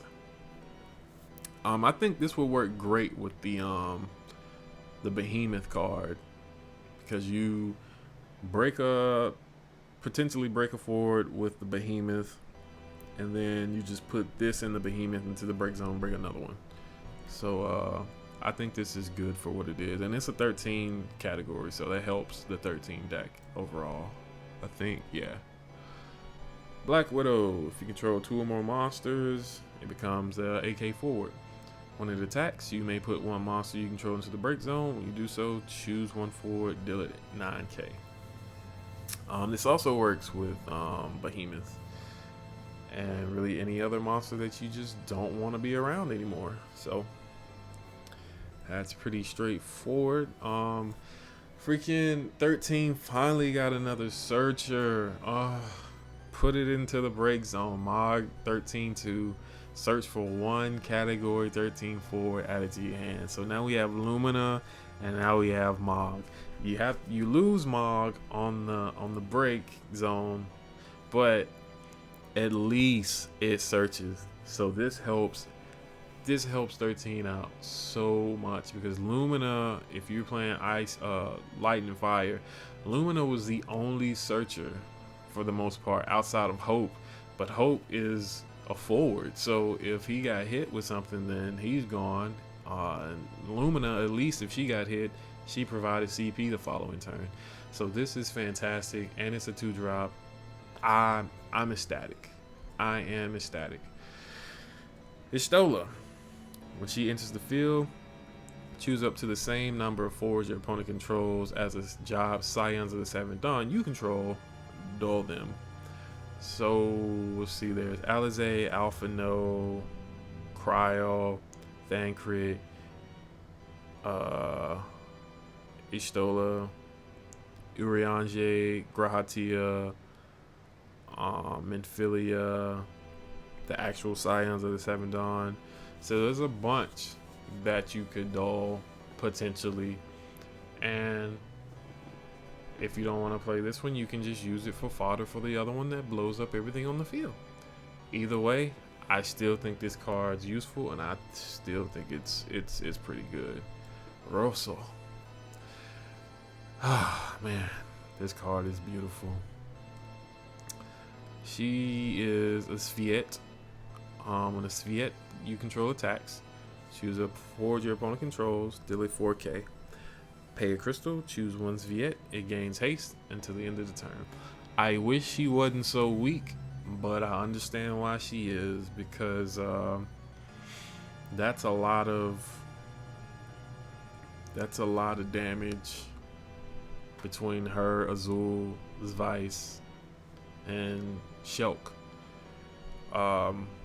Full art's just amazing, man. Like I'm glad they reprinted they made these, because I think the only other Rosso card we have is a fire one, and it's nice, but the art ain't this. Apkalu, I think. When it enters the field, draw a card. Okay, that, yeah, pretty straightforward. And this is crazy that this is a knight, but when a job knight you control attacks, choose one forward, it gets 2k to the end of the turn. This is just gonna keep triggering every time a knight attacks. That's insane, and it's a water, so it's I don't see a world where this isn't played at least at 1, just because it helps provide protection for Amaterasu, because either they Amaterasu this or something gets 2k, and it keeps getting 2k potentially, or something else keeps getting 2k. So this card is just good. I don't see it not getting used. Alpha No, put him into the break, choose one card Alize of cost 4 less in your break, play it, dull. So there's an Alize that when you play it, you can get another Scion of the Seventh Dawn and play it. So you play this, get Alize, get Grahati if you want, and then pay to get Thancred, Estinian, Urianger, or Ishtola. So that's one card makes potentially 4, potentially 5 if they make something that, oh yeah, he's solid. He's solid for sure. Urianger. When he enters the field, reveal the top 4 cards of your deck. Add 1 Scion among them to your hand and return the others to the bottom. So he does pretty much what his forward did, and he's an EX still. I think his forward only did 2 though. He does 4 in this iteration, so I think this one's gonna get played more so than the forward one, because the forward is just stupid expensive. Young Dante, I can't say that name, is also treated as Dante in all situations. Pay a crystal, it gains cannot be chosen by your opponent's abilities, and his power becomes 9k, and it does not stop at the end of the turn. It is permanent. Pay 1 water and 1 crystal, search for 1 forward of cost 3, and play it onto the field. You can only use this ability once per turn. There's so many water forwards that cost 3, and so many of them are good. And this just makes it to where anytime there's a good water forward that costs 3, this is probably gonna pop up for a short amount of time at least. Cause I think Glaciella Weavisit is a 3, I believe. Yeah. Dancer, Scribble. When Dancer enters the field, choose 1 forward. It loses 2k power until the end of the turn. If you control 5 or more backups, all the forwards your opponent controls lose 4k instead. Ooh, yeah. So if you played, yeah, that's solid. That's super solid. Yeah. If you, it's another one of those. If you control 2 or more monsters, it becomes 8k. When it enters the field, reveal the top 3 cards of your deck. Add 1 monster among them to your hand. Return the others to the bottom. Yeah, pretty solid in my opinion. Quina. When a monster enters either field, draw a card. It's only trigger once per turn. You can use the special, discard Quina and a water CP. Choose 1 forward until the end of the turn. It loses 3k power for each monster either player controls. Oh, that's so disgusting. That's so disgusting. And I'm so happy it didn't say all forwards, because if it did, this card would have been busted. And this card works in tandem with Quina.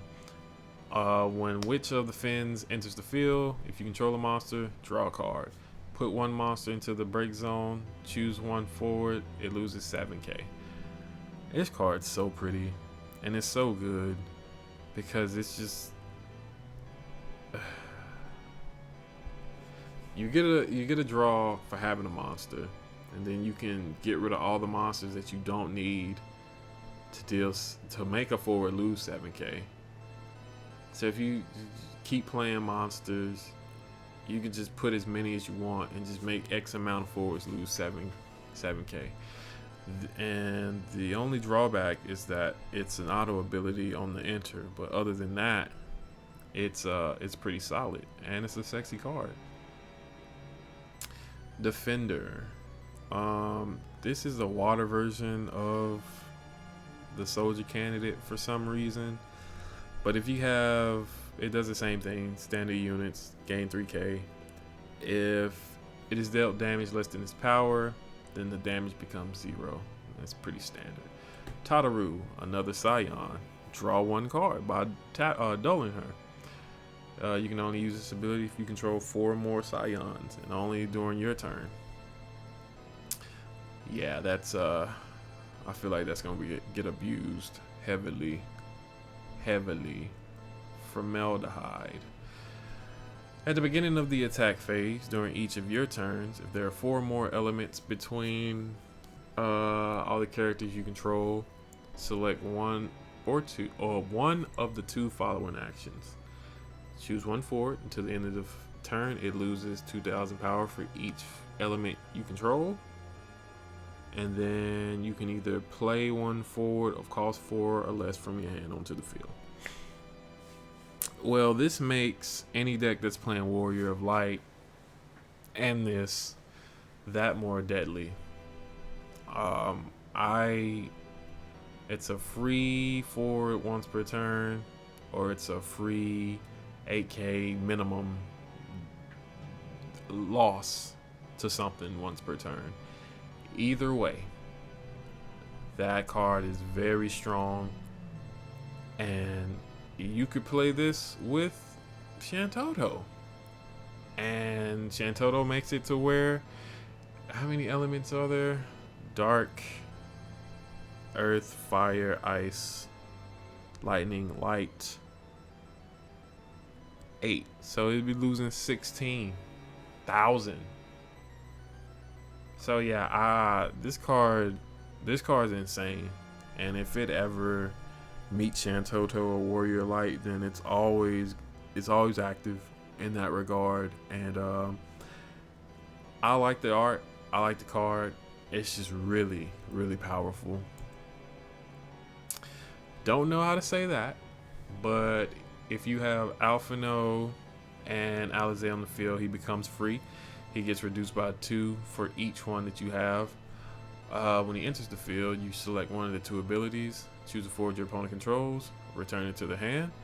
Choose a Scion you have activated. So, like Tataru, activate it, draw a card, bounce something, and he's free. So even if they Amaterasu him and you have multiple, if there's Alizé and Alphino on the field, you just play another one. It's so ridiculous. And thank God it didn't say choose one forward, return it to its owner's hand. Because if you could just send him back and keep playing him and keep activating Tataru to do that, if you, well, I think I broke him. If there's a way to bounce him, then you can just keep playing him. And you can just loop him until you got enough cards to where essentially they can't do nothing. That he's gonna be a problem. I feel it. I feel it in my Mac Nuggets. When Portia enters the field, if you control 2 or more dancers or job name dancers, draw a card. When she enters the field, choose one for your opponent controls. If you control 4 or more dancers and or card name dancers or job name dancers or job dancers, put it at the bottom of its owner's deck. So those are 2 different effects. If you have 2 or more, you draw a card. If you have 4 or more, you put a forward they control at the bottom of their deck. Really solid because dancers are very plentiful and dancers are very difficult to deal with, and dancers are just a very slept on deck, just like ninjas. And with all the support dancers and ninjas got this set, I'm not gonna be surprised if they come up with something big. I'm just really not. Forum. Alright, this is the same as the Palom. The only difference is that instead of giving 2K power, it makes it to where the forward that has the 2 or more EXP counters, the damage it takes is reduced by 2K. So pretty much the same. If Palom's out, she's free. Art's pretty good. This is a white mage on her pillow, and she's obviously happy to see the dragon. If she's asleep or not, I don't know. And then there's a picky. So you have one, the other's free. The fire one, the boy, gives 2K power to the forward that gets the counters, and the water girl makes the damage reduced by 2. So yeah, that's pretty solid if you run one or the other in the corresponding deck element. We have another crystal generator in Oracle. You put it to the break zone. Damage is reduced by 1,000 instead on whatever forward that you choose. Young Virgil.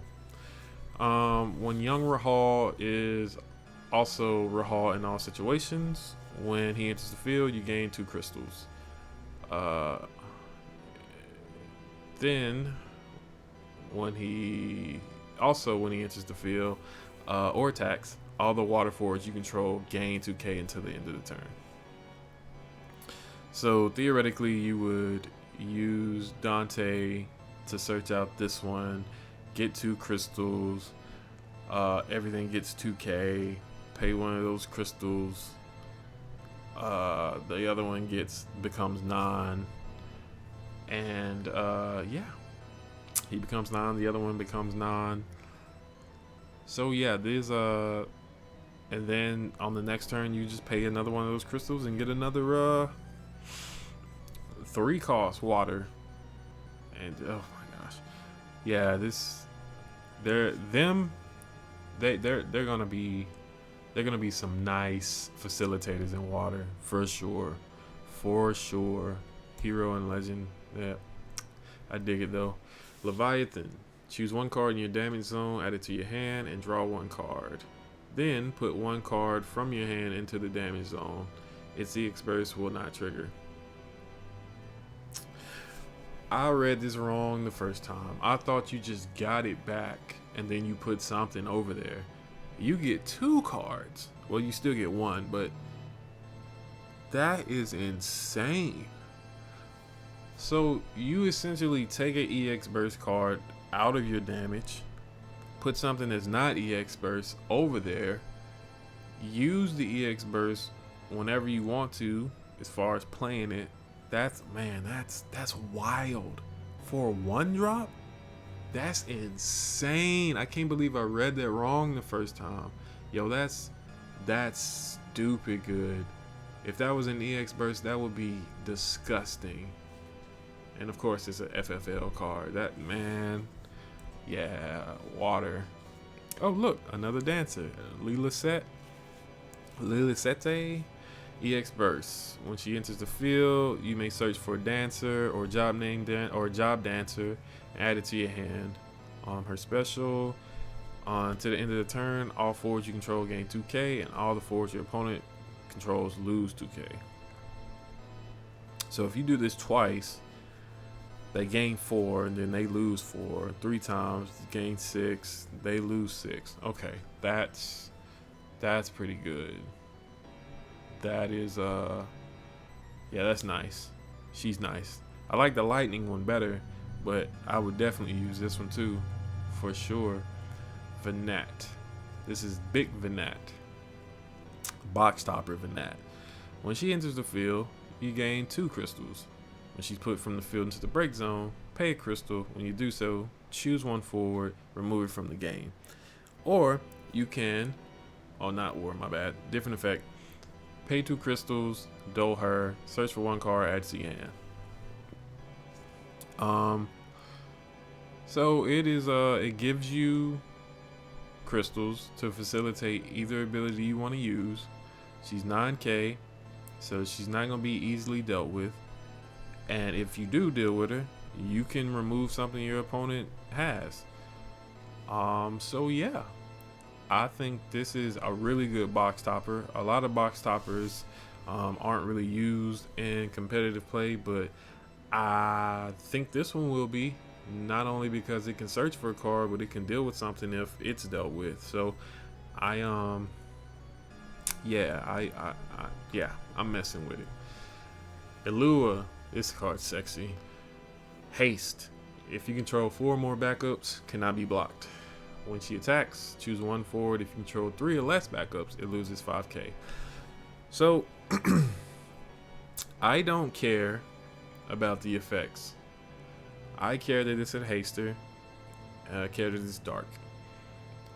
There's this myth, I'm gonna call it a myth, that dark and light are just bad elements because you can't ditch them for CP. Don't care about that. It has haste. It does things regardless of how many backups I have. And even if it's dealt with, that's a small price to pay because I'm only paying 2 CP for this. And it can potentially either push a point of damage or potentially push a block. And at the end of the day, that's all I care about, is winning the game. I don't care how I get there. I just want to win the game. So 2 cost dark is whatever because it has haste. And even if I play it on the first turn, I get to do something that may or may not work. But that gives me knowledge of what I need to do furthering on through the game.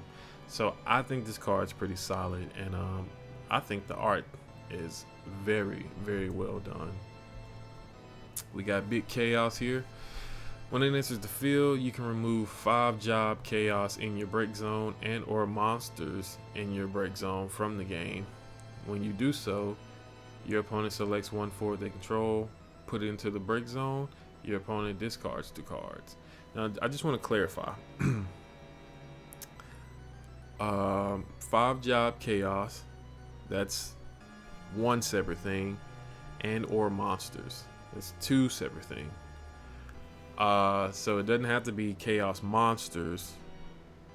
I just wanted to like make that clear because it's very hard to read that. Anyway, the special is you put the top 10 cards of your deck into the break zone. Chaos deals your opponent 1 point of damage.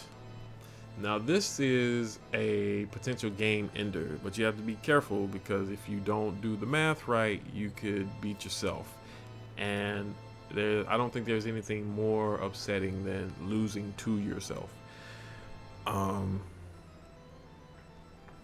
So yeah, I think that this card is pretty solid. I'm sure it'll be tested with. I don't know how far it'll get. But give it a shot. You know, there's a couple avenues where you can try cards to see how they work, and I think this is something you should try, even if you don't buy it. You know, like try it in your FF Decks or Materia Hunter list, and just to see, you know, how it's vibing with your deck or whatever. But I think it's a pretty solid card. Arden. So he is a limit break card. Takes 1 limit break. He has Brave, and then when he's put from the field into the break zone, he bounces to the deck. You may play 1 face down Arden from your LB deck. If you do so, turn 1 face down card in your LB deck face up. So he is a virus. If you have Ardens left, then you can play him. That's just how it works. Even if the last face down card you have is Arden, you get to play it. And if there's nothing for you to flip up, you still get to play him.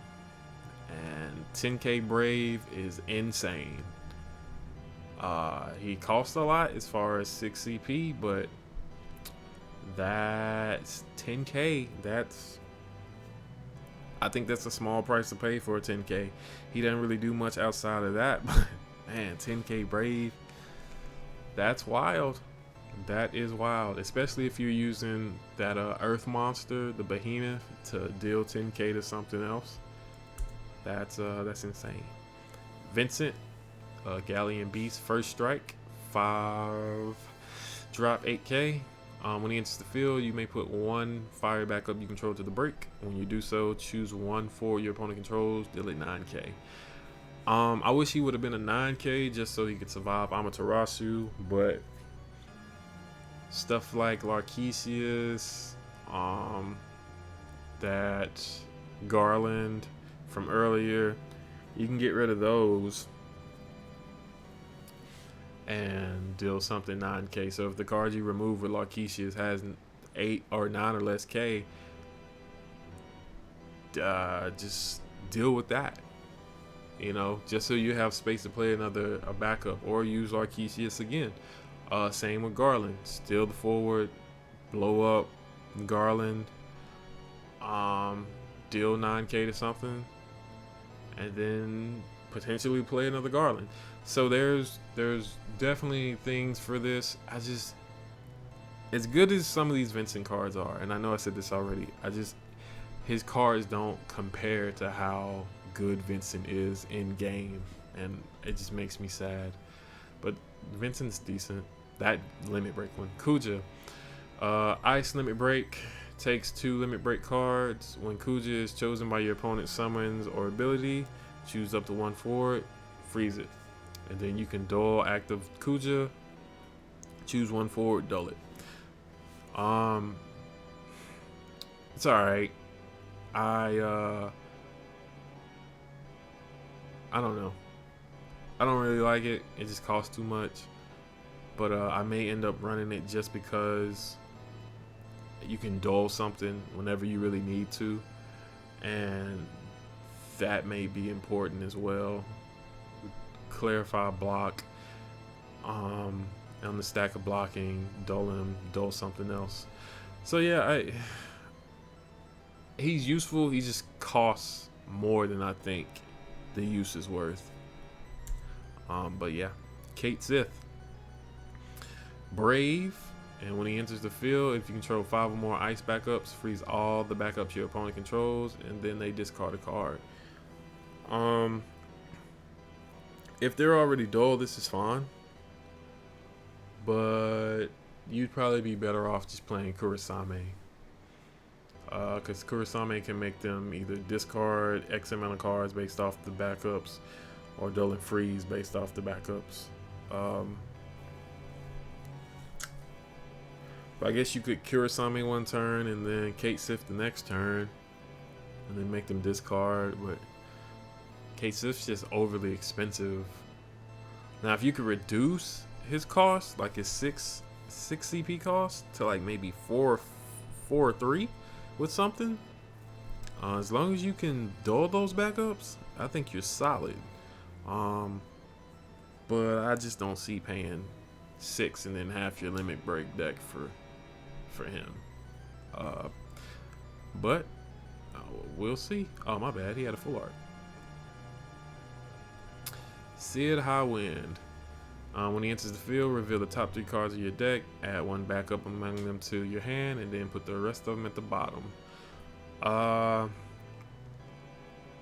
Super weak for a potential flop every time, but it is a 7 card, and it does reduce the counter of Vincent. And if there are cards that benefit off there being 7 cards on the field, then yeah, he will help that. Outside of that, he'll probably see play, but just like as an option for a blocker, not really anything else. I don't think. Death Gaze, I don't understand. 7 drop. When he enters the field, choose 1 forward, 5 or 10, break it.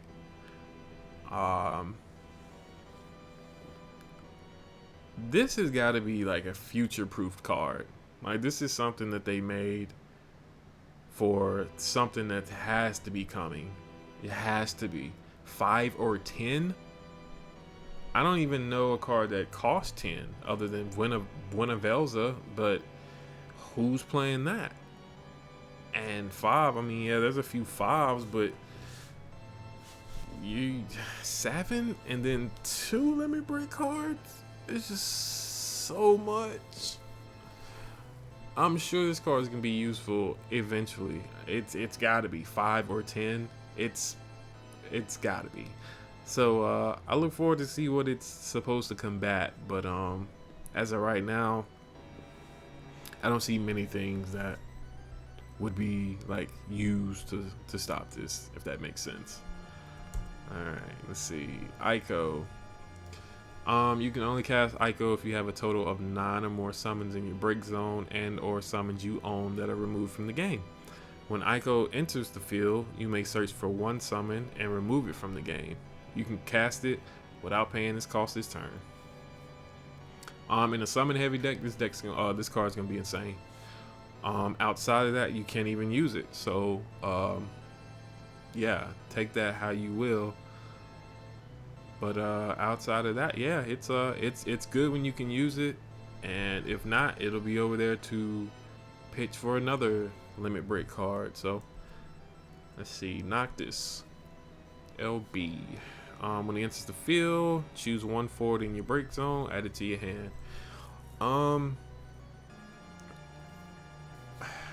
There are better Noctis cards to be played and to be used, but if there is ever a time where a 15 character needs to be played, then he will definitely be an option. He costs a lot. He almost costs as much as his dad, but his dad does way more. And he is a king now in this card, but he's just, them ain't king abilities. But yeah, whatever. He's there if you can find something to do with him. Sir Edge. When Edge enters the field, until the end of the turn, all the forwards of the element lightning, job ninjas, and card name ninjas you control gain. When this forward attacks, choose one forward, deal it 7k. So that's all lightning cards.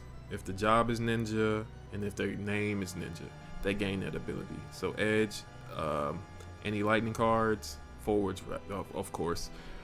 And even Yuguri, Gosetsu is a samurai, I think.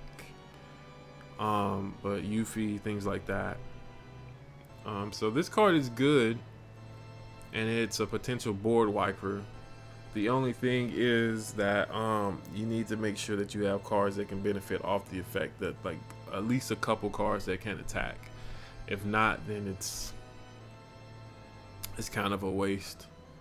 Outside of that, he does take half your limit break deck, and it seems like most of the limit break cards in this set are doing that.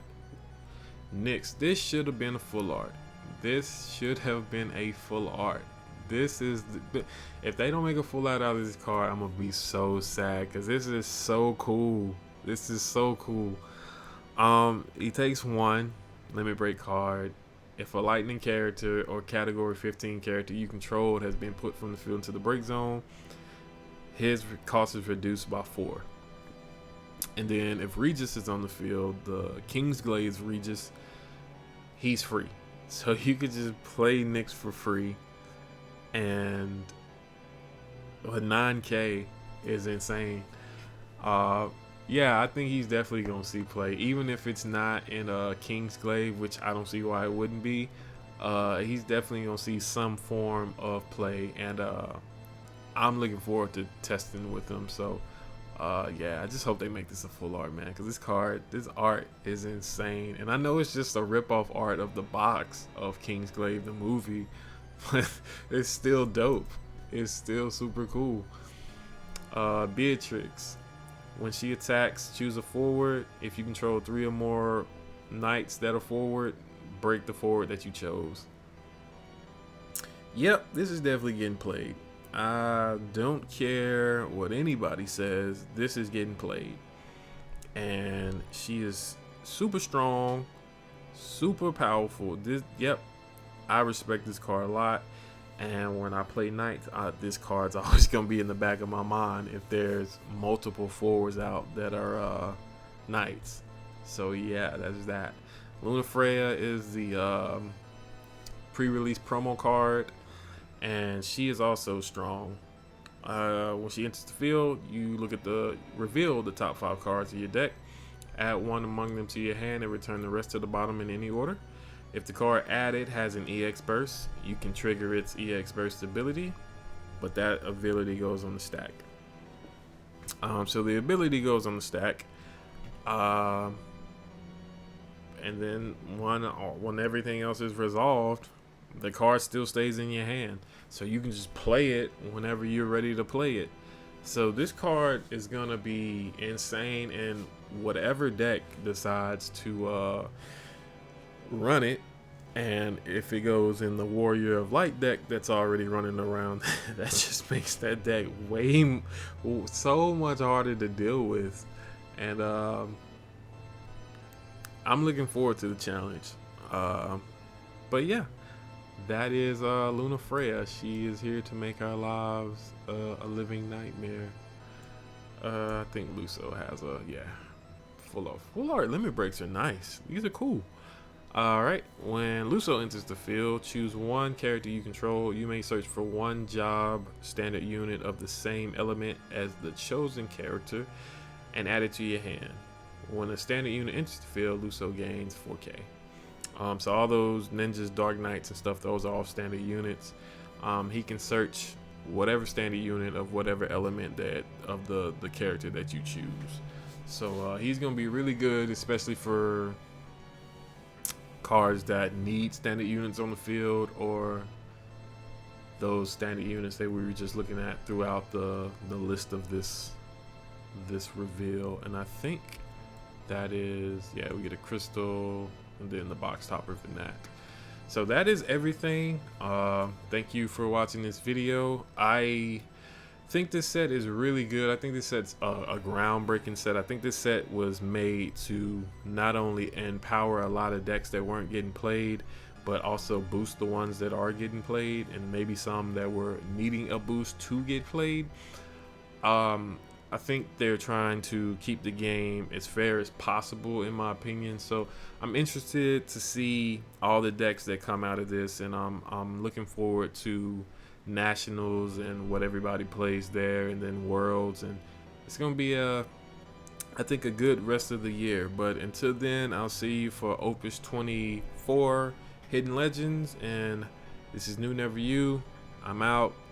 Hope you have a great rest of your day. Peace.